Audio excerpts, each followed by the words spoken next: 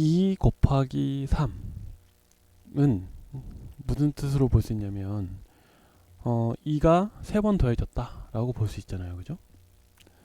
근데 3 곱하기 2를 한번 비교해보자. 3 곱하기 2와 그럼 요건 어떻게 할 수 있냐? 3이 2번 더해졌다 라고 볼 수 있으니까 3 더하기 3.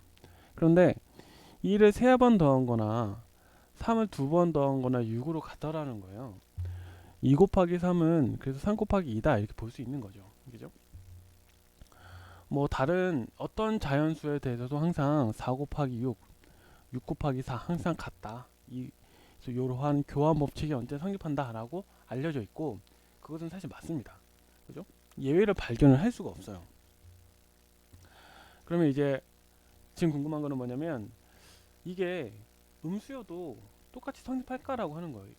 교환 법칙이 음수에 대해서도 똑같이 성립할까?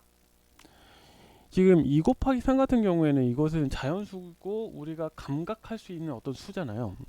뭔가 2개, 뭔가가 3개 떠오를 수가 있잖아.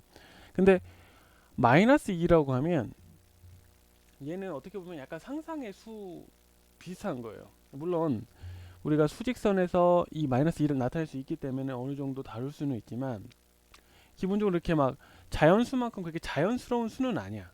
그죠? 그래서 궁금한 거죠. 플러스 2 곱하기 마이너스 3과 마이너스 3 곱하기 플러스 2가 과연 같다고 할 수 있을까라고 하는 거예요.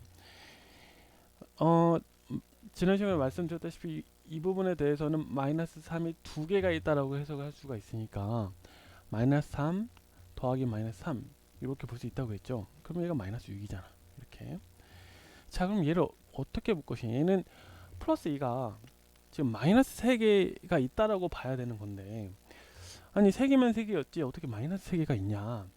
그래서 얘를 그렇게 볼 수가 없는 거야. 얘가 해석한 것처럼 볼 수가 없어요.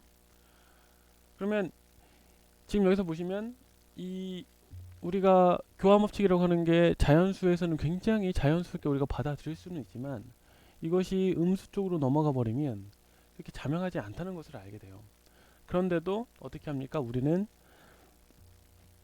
플러스 2 곱하기 마이너스 3이 마이너스 3 곱하기 플러스 2와 같다라고 하고 모든 논의를 시작을 한다 이거죠. 근데 과연 이럴까? 라는 건데 이 부분에 대해서는 저는 이렇게 생각합니다. 좀 이렇게 두자라는 거예요. 왜냐? 그 근거가 뭐냐? 일단 자연수가 이런 교환 법칙을 곱셈에 대해서 만족하잖아. 그죠? 곱셈에 대해서 만족을 하니까 음수에 대해서도 만족한다라고 하고 법칙을 만들어 가자라고 하는 거예요. 그래서 그런 합의를 만들어서 마이너스 3 곱하기 플러스 2가 마이너스 6으로 해석될 수 있기 때문에 플러스 2 곱하기 마이너스 3도 마이너스 6으로 해석하자라고 하는 겁니다. 왜 그렇게 하냐?